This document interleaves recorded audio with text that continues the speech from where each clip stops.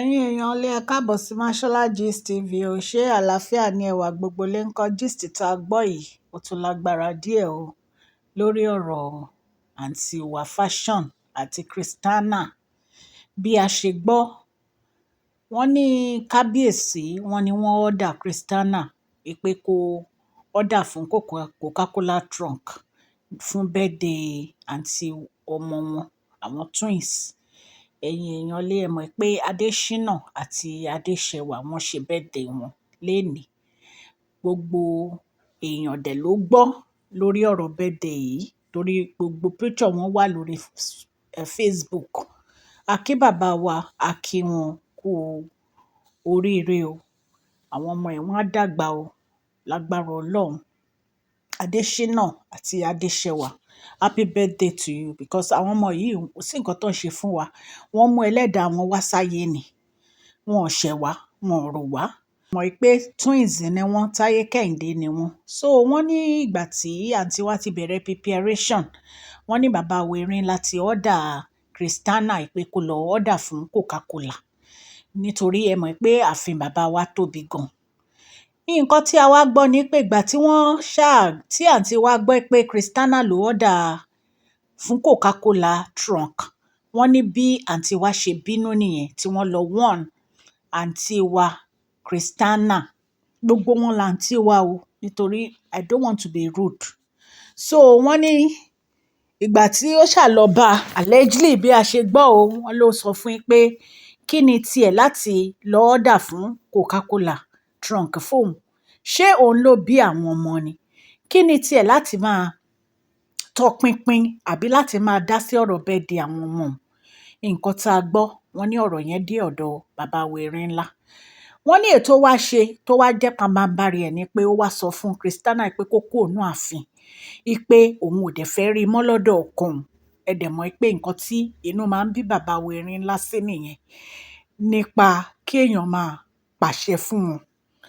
Ọ̀rọ̀ yìí wọ́n ṣàlò di wàhálà gan. Wọ́n ní bí kábíyèsí bí wọ́n ṣe fi òǹtẹ̀tẹ̀ nìyẹn wípé kí tiẹ̀ ní gìràgìrà àǹtí wa Fashion gan nù palace àwọn gan. Kí ló dé tí àǹtí wa Fashion tó ń ṣe gìràgìrà?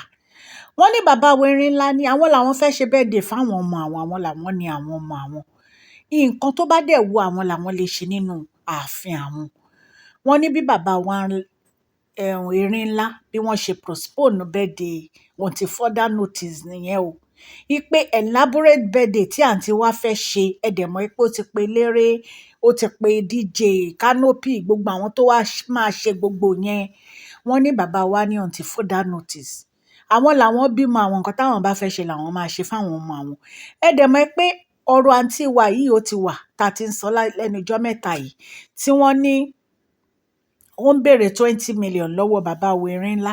Tí bàbá Wẹ̀rin ńlá ní àwọn ní event nínú palace àwọn. Nǹkan tó bá wu àwọn làwọn lè ṣe nínú palace àwọn. Àwọn ní event planner. Àwọn ní oríṣiríṣi event bíi hall nínú ààfin wọn. Ààfin kábíyèsí tóbi gan. Ipe so kí wá ló dé tí àǹtí wa máa sọ pé iye báyìí ló ń fẹ́ ná. Ipe àwọn làwọn mọ nǹkan táwọn fẹ́ ṣe fún àwọn ọmọ àwọn. Ṣé bọ́mọ àwọn ni wọ́n? Àwọn mọ bó ṣe ń tọ́jú àwọn ọmọ àwọn. Òun kọ́ ló máa sọ fún àwọn nǹkan tó fẹ́ ṣe. Ẹ̀yin náà dẹ̀ mọ̀ pé ọkọ ló lórí aya. Ìyẹn lọ bẹ́ẹ̀. Kó tó wá di pé ọ̀rọ̀ Christiana yìí kó tó wá wọ ọ̀rọ̀ birthday. Ipe àwọn làwọn order Christiana kó lọ order trunk of Coca-Cola fún birthday ọmọ àwọn. So èwo ni ti àǹtí wa Fashion tó máa sọ pé kí Christiana má dá sí ọ̀rọ̀ birthday ọmọ òun. Pé no. Ó fẹ́ máa kọjá ààyè láti máa pa àṣẹ àwọn dà nìyẹn. Àwọn ò dẹ̀ ní tolerate ẹ̀. Wọ́n ní nǹkan tó bí bàbá Wẹ̀rin ńlá nínú nìyẹn tó fi postpone birthday event yìí. Àwa mọ̀ o bóyá tí wọ́n bá bẹ kábíyèsí o, bóyá ọ̀la o, ọ̀túnla o, next week o, oṣù kan tí ìsín o, a lè sọ. Bóyá bàbá Wẹ̀rin ńlá wá ní inú wọn á yọ̀, wá ní kó wá ṣe elaborate birthday tó fẹ́ ṣẹ́. Bàbá Wẹ̀rin ńlá dẹ̀ mọ irú àwọn ìyàwó tí wọ́n fẹ́ sínú ààfin wọn. Wọ́n mọ bí gbogbo wọn ṣe máa ń behave.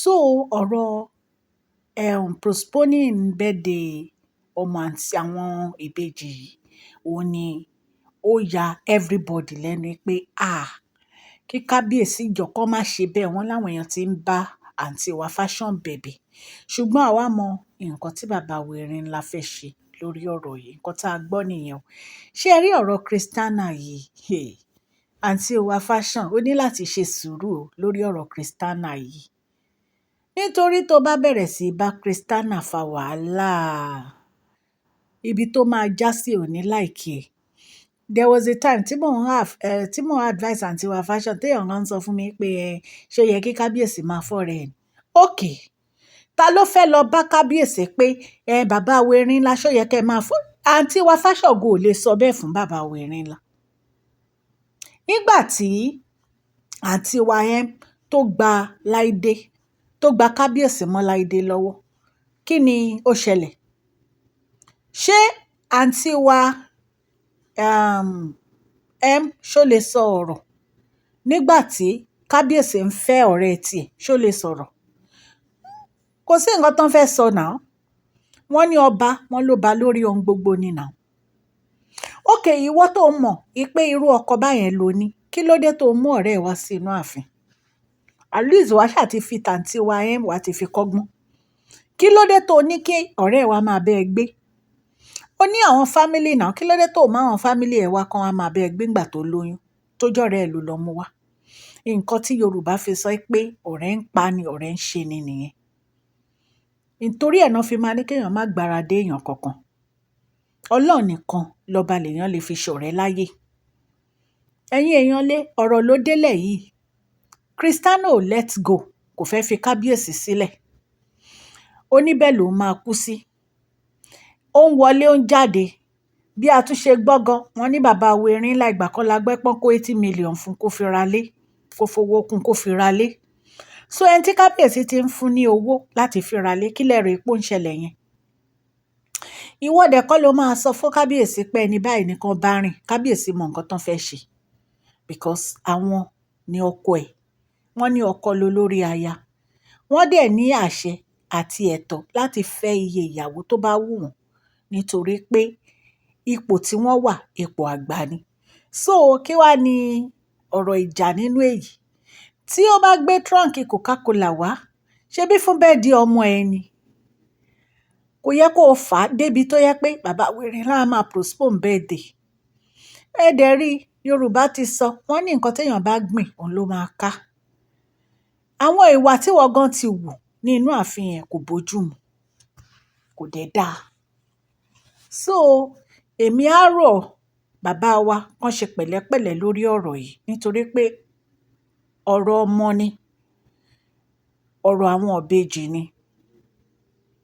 so nǹkan tẹ́mi ò bá sọ nìyẹn pé kán jẹ́ káwọn ọmọ yìí kán celebrate birthday wọn torí àwọn ọmọ yìí kò sí nǹkan tó àwọn kọ́nà kọ́ sí wàhálà báyìí so kò jẹ́ bó ṣe jẹ́ ẹ̀yin èèyàn lé a ní ká mú gist wá fún yín allegedly bá ṣe gbọ́ ni tá a bá tún gbọ́ update lórí ẹ̀ a máa tún wá fi tó yín létí a dúpẹ́ lọ́wọ́ gbogbo etí tó ń gbọ́ wá ní ilé lóko àti lẹ́yìn odi orúkọ mi ni Máṣọ́lá Yorùbá ni à ń sọ lórí ìkànnì yà ń sọ nítorí pé àfẹ́gbàgbé àṣà àti èdè wa dẹ̀ tún sọ fún ọ̀pọ̀lọpọ̀ àwọn tí wọn ò gbọ́ Gẹ̀ẹ́sì à ń sọ̀rọ̀ nípa celebrity gist royal gist politics àti gbogbo nǹkan tó ń ṣẹlẹ̀ ní agbègbè orílẹ̀-èdè bàbá wa ní ilẹ̀ Nàìjíríà tẹ́ bá ti subscribe ẹ tẹ notification bell yín kẹ́ subscribe so that a bá ti post any gist ẹ máa rí òkè òkè ní ọlá yín á máa lọ ọlá yín ò ní lọ ìsàlẹ̀ láìláì má gbàgbé kẹ́ fún fídíò yìí ní thumbs up o ó ṣe pàtàkì fún channel wa o ẹ̀yin èèyàn lé ẹ má gbàgbé prize giveaway wa ó ti ń wọlé ó ti kùn wá lára báyìí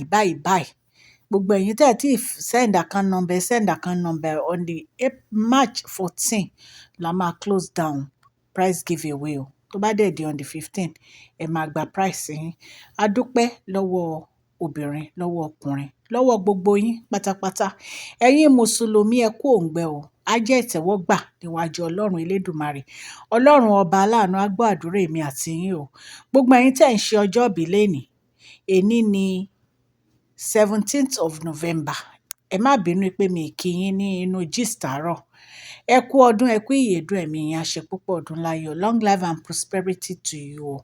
Mashola Gist TV love you all. Please share this video, like and subscribe. God bless you all. Mashola Gist TV ń kí yín o.